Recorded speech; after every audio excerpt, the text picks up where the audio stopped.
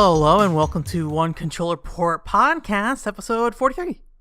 I'm Benjamin Yoder and I'm here today. I wish I could say I have a lot to talk about, as an update at least, I guess. But I'm starting off saying I don't have a lot to talk about, but I actually have a pretty packed show this week. So it's a lie. I think it's just a bad habit. It's been like a good month of just not feeling like I had a lot to talk about, but here we are.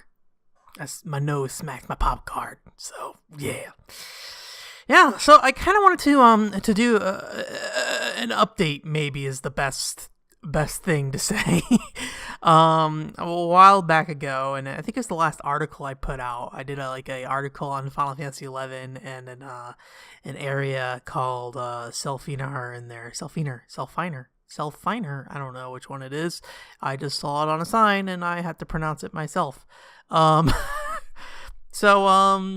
yeah, I put out an article and was like, hey, this is pretty neat. Also, kind of noting in there, hey, there hasn't really been any updates on Final Fantasy 11's like unused content since like 2007 or something like that, and a desire that there'd be some updates. And then I was like, you know what? Nobody's probably gonna look at this game. So I guess why don't I? So I kind of started working on that stuff, and I started working with someone from the cutting room floor to start putting that page together. So I started working on that, and I think I've found quite a bit of stuff, but it's probably not as exciting as it could be. Maybe, I don't know. So so there's the map that I already talked about. There's the Selfiner map for Final Fantasy 11 it's like a field with a town sat beside it, but you can't actually tell what the town is because the town is considered a separate zone probably. Excuse me. So there's that area, and that's the most complete area out of the unused ones. And then there's a second previously reported as unused area, which I'm finding out is not unused as it was just removed from the game. Which I guess I'll get back to that later, actually. And then I found another area that I haven't really seen anyone post about, but I didn't do any extensive research to find out. There's a area that I assume is a castle, and most of it can't be rendered. There's really only two chunks of the castle left. It's very small chunks as well, like a couple doorways, and then like a hallway towards the bottom of the castle. But there's like a bunch of floating objects as well that are floating around in there, and I've really been sitting there and staring at that screen a lot, and it's kind of funny what things you start to notice as you stare at something long enough. Like, it's not a ton of like content in that area, but it is a lot of content. There's a lot of floating objects and stuff, and you can kind of start to imagine what the shape of the environment is, and not just based off like, I'm just gonna make some stuff up, but you can look at like the floor levels for some things. Like, so for example, there's a room with a bunch of pots in it, and there's like a frame that's floating kind of nearby, and you're like, well, is this frame a window or a door? You can't really say, but then you look at it and it's like, well, actually this door is like on the same floor level as the pots. Like, the bottom of the door matches the bottom of the pots. So you can sit there and kind of tell this is probably a floor of the building, or like a one room that's on a specific floor of a building. And kind of figure out like, well, the proximity is kind of close enough that it could be a room. So you just start calling things like, this is the pot room. like this is a room with a bunch of pots. And it's not really a room of pots because you have no idea that nothing else is loaded. But you look at the door frame and the pots in the room, like, yeah, there's pots in this room probably. And this is probably the door to that room based off where this door frame is. And it's a lot of looking at that and like how torches that are left in the area are aligned. Like, you can kind of figure out where the walls are pointing and things like that. Like, there's one torch that you're like, oh yeah, that's like that like leads in straight to this like little pathway that actually is rendered as like a little stairwell that's rendered. But when you look at the torch, you're like, well, this torch is actually facing as if the wall is over in a different spot. Like the direction that torch is facing is in a different spot. It's interesting to look at. So those are probably the two most exciting maps to load up right now. But then I also was looking at a lot of other files that were not loading. They're just crashing, and just looking at like the actual text for them. And I think I ended up finding probably around like 10 maps, maybe, based off like what I know about the other maps and how those files seem to be kind of laid out. The ones that actually do load that I know are maps. I'm guessing these are maps, and the headers pretty seem to apply like a map. Like there's one that's like DUN, and it's like, well, this might be dungeon, and there's like a bunch of boss reference, not a bunch. There's like a handful of boss references in that dungeon, the dungeon sheet. And then there's also like, here's another map. It's called S_FI, and it's like, okay, what does S_FI mean? It doesn't really, you don't really know. But then you start looking at the textures it's trying to load, and it's like trying to load SNW 1 and 2. And then eventually it's like, oh, it's trying to load Snowfie Mono. And you're like, well, that's probably, this is probably a snowfield. And it's probably the train in the other area that is loaded. It's called a monorail. So you're like, this is probably a monorail reference, maybe. It's like, I can't tell. It's just like a bunch of garbled text. But then like occasionally you get these little bits of information. You're like, oh yeah, this might be something.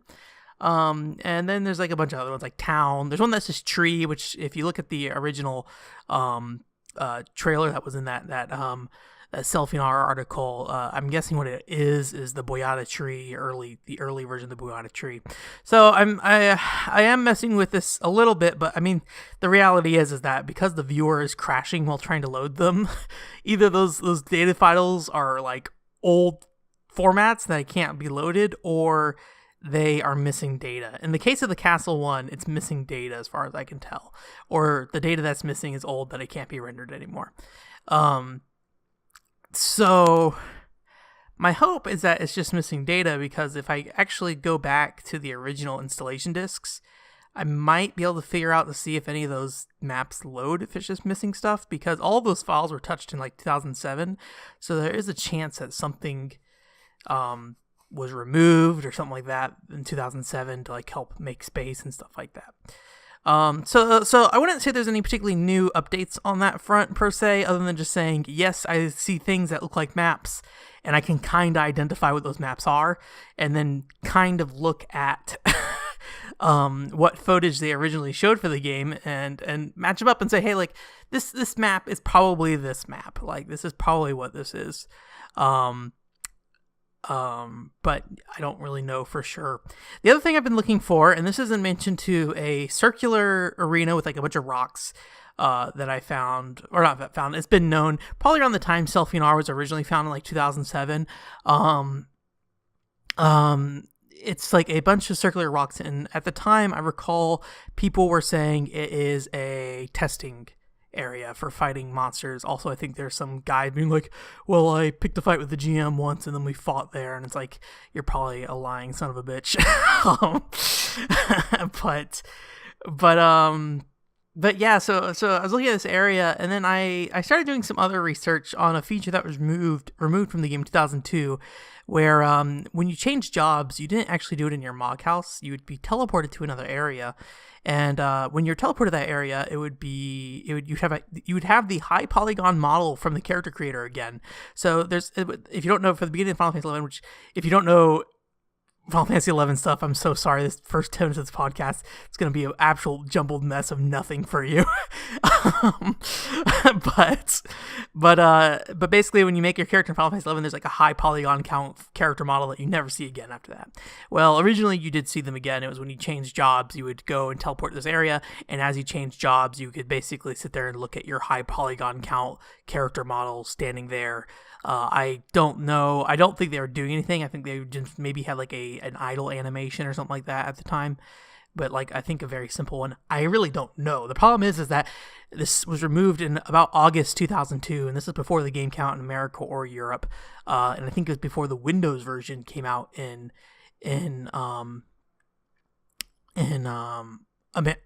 even in Japan.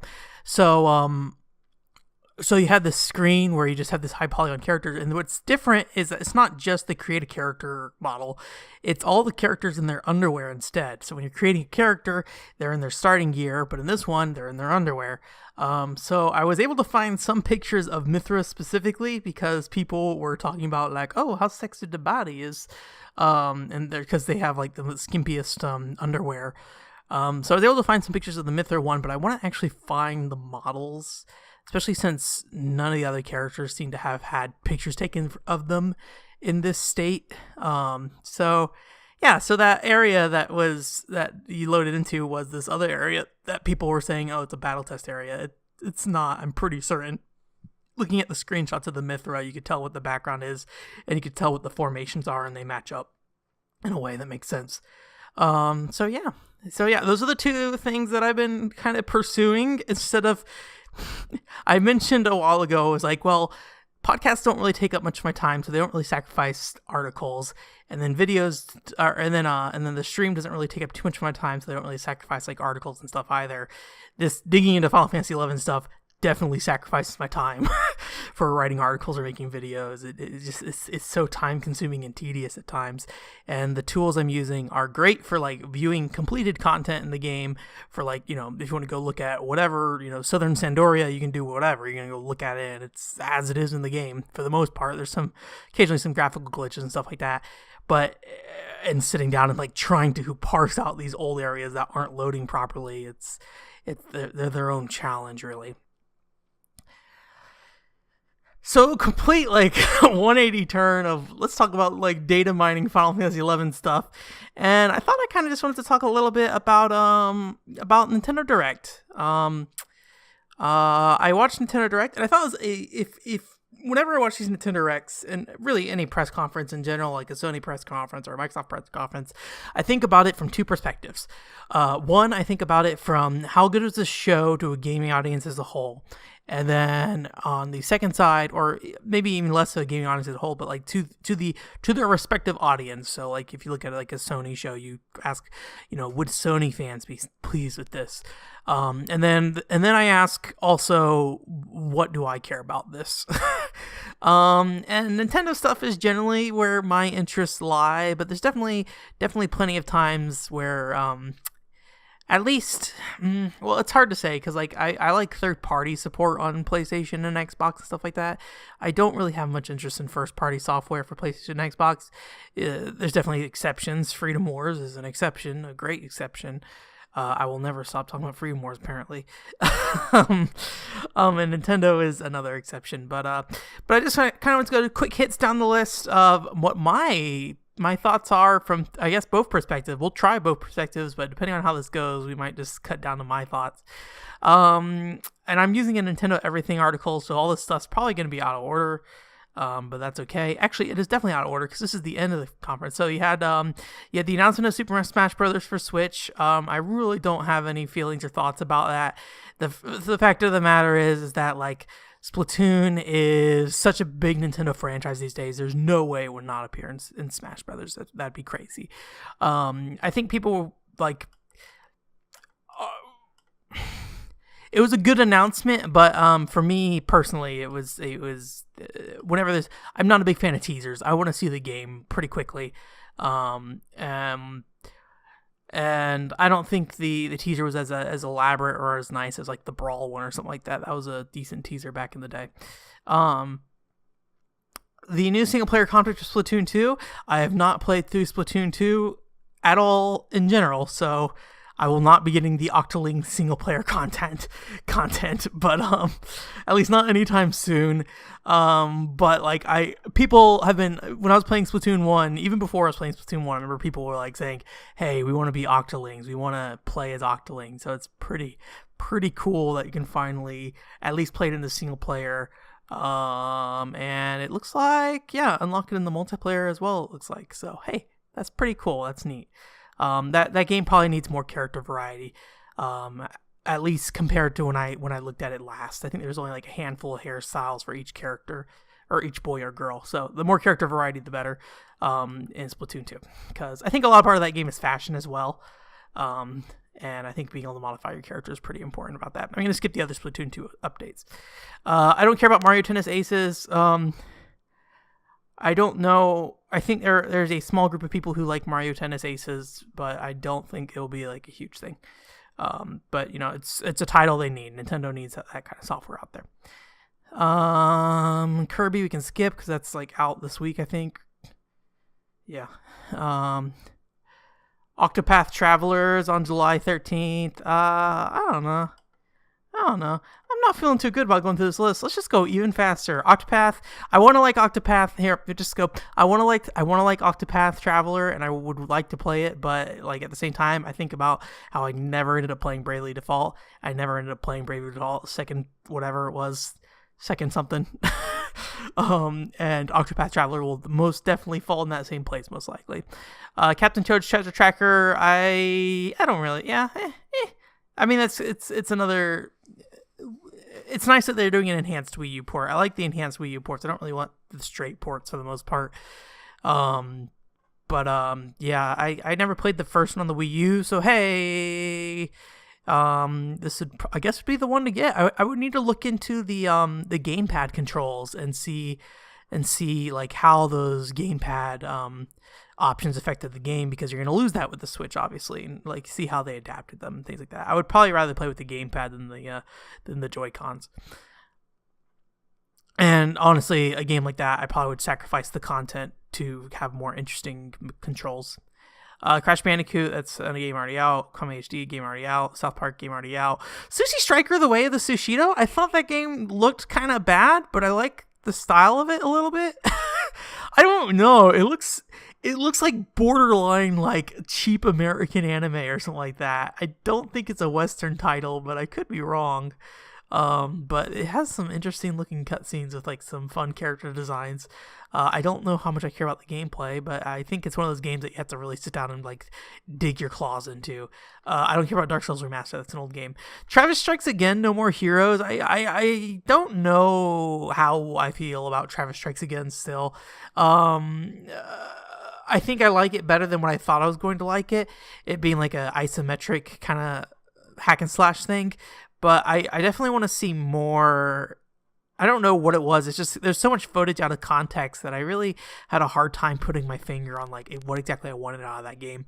But I love No More Heroes 1. No More Heroes 2, I like the gameplay for, but I don't particularly care for the story very much. So we'll see how it goes. Little Nightmares, I thought the Pac-Man outfit was cute. Undertale, I think Undertale is a great game that I didn't particularly care for, but I think it's fantastic it's coming there. And yeah. If you haven't played Undertale, you should probably play it. I think you probably would like it. That's what I tell most people, but I feel like everyone I've told that you probably like it, they actually did not like it. Hyrule Warriors Definitive Edition, I will probably never play it. 3DS stuff. Why 3DS stuff still? Let's stop this. Let's stop the end. I know why 3DS still, because there's like a huge audience for it still. But Jesus, like, let's please slow this train down. WarioWare Gold. I like WarioWare. I'm not going to play this game. As nice as it looks. Luigi's Mansion. I have not played Luigi's Mansion 2, and Luigi's Mansion on the GameCube is a great game, and unless there's like some crazy new features, I will probably not bother. Good GameCube game though. I'd rather not play Luigi's Mansion on a portable though. Don't really care about the Mario Luigi's Inside Story plus Bowser Jr. story. I like those Mario and Luigi games, but I kind of fell out of playing them, so I don't know, maybe someday. Dylan's Dead Heat Breakers. I did not expect to see this. It's like the armadillo guy and like the tower defense stuff, and like who I don't even know who makes that. Let me see if there's like an easy way to look that up here real quick. It does not say. I won't bother you guys with it, but yeah, Dylan's Rolling Western's a weird thing. I lost the page. Oh, then Detective Pikachu. Detective Pikachu looks like a cute game. I probably won't play it, but I want to. I think there's a Detective Pikachu movie, so maybe I'll watch the movie if it gets localized or something. All right, that was. I went through that fast. At some point, I was like, "Oh, let me not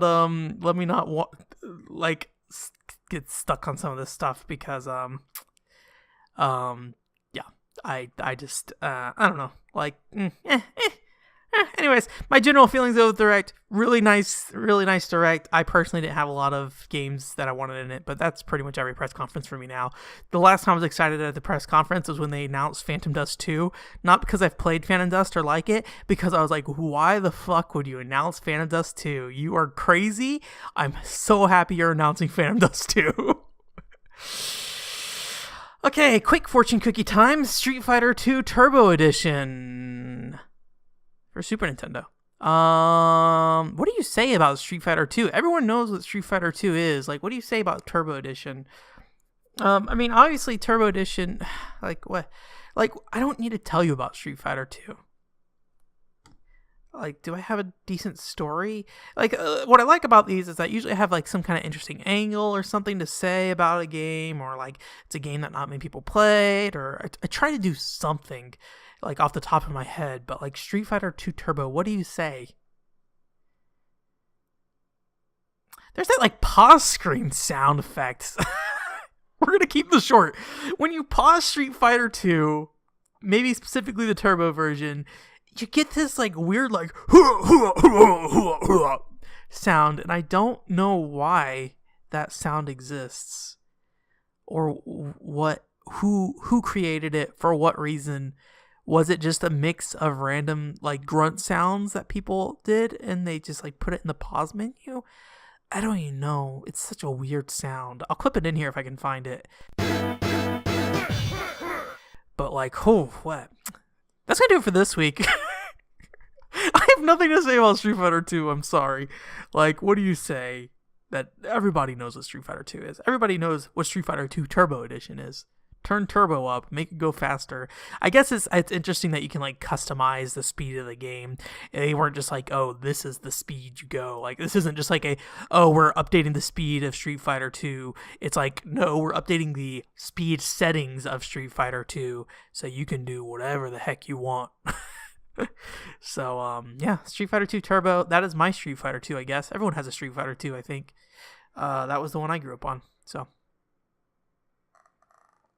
I think that's it. Thanks, guys, for listening. I probably won't have an article this week. I want to try to get this cutting room floor page up this week, but I have my doubts I'm going to get there. I have some more trouble than I thought in terms of updating or uploading the images. This is like a basically, you're doing HTML, like, stuff, and it's nothing super complicated or anything like that, but it's just not the most convenient thing to edit. It's basically just a big HTML box that you do whatever you want in it. Which is fine. I can get there and get things done. But there's a lot of, like, guidelines of how to save images and stuff, and how to, save space, and then also not, like, lose quality of the image, and then, like, alter the image so it's not accurate to the original source, because, hey, essentially this is an archiving website, so you want to archive it as closely as possible. But also we have bandwidth things we have to worry about, so, hey, don't upload things that are huge. So yeah, that's going to do it for this week. Thank you guys so much for listening, and you have a good